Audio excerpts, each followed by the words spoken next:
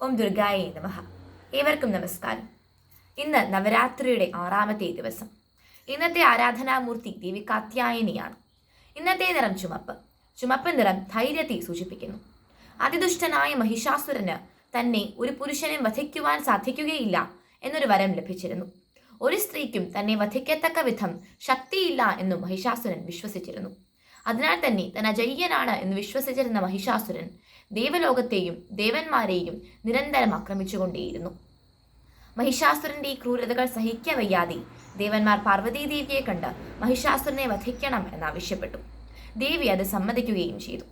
ഇതേ തുടർന്ന് ദേവന്മാരേവരും ത്രിമൂർത്തികളോടൊപ്പം തങ്ങളുടെ ശക്തികളും ആയുധങ്ങളും ദേവിക്ക് നൽകി.